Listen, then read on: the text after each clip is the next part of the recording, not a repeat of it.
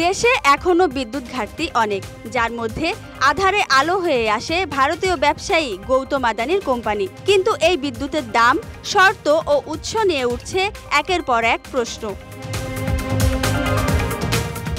2022 সালে আদানি পাওয়ার ও বাংলাদেশের পিডিবি একটি চুক্তি স্বাক্ষর করে। 25 বছর মেয়াদে প্রতিদিন 750 মেগাওয়াট বিদ্যুৎ সরবরাহ হবে ভারতের ঝাড়খণ্ড রাজ্যের গোড্ডা প্ল্যান্ট থেকে। বাংলাদেশ এই বিদ্যুতের জন্য গড়ে প্রতি ইউনিটে দিতে রাজি হয়েছিল প্রায় 17 টাকা, যেখানে সরকারের নিজস্ব উৎপাদন খরচ প্রায় 9 থেকে 10 টাকা।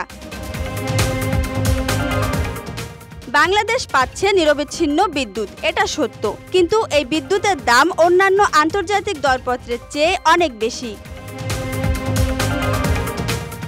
এছাড়া আদানির প্ল্যান্ট কয়লা ভিত্তিক, যা পরিবেশের জন্য ঝুঁকিপূর্ণ, অথচ কয়লার উৎস, পরিবহন এমনকি কর মুক্ত সুবিধাও পাচ্ছেন আদানি। ঢাকা বিশ্ববিদ্যালয়ের অর্থনীতি বিভাগের অধ্যাপক ডক্টর রাশেদা সুলতানা বলেন, এই ধরনের চুক্তি দীর্ঘমেয়াদে অর্থনৈতিক নির্ভরতা তৈরি করে। দাম বেশি, কিন্তু প্রয়োজনীয় বিকল্প উৎসগুলো উপেক্ষিত হয়। অনেক বিশ্লেষক বলছেন, এই চুক্তি শুধুই বাণিজ্যিক নয়, এর পিছনে রয়েছে ভারতের রাজনৈতিক ও কূটনৈতিক আধিপত্য। প্রশ্ন উঠছে, বাংলাদেশ কি আদানির বিদ্যুৎ কিনছে, না ভারতীয় চাপে কিনতে বাধ্য হচ্ছে?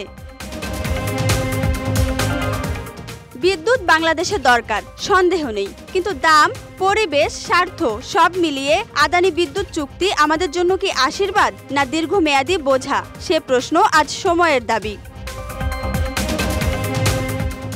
Dhaka express desk report.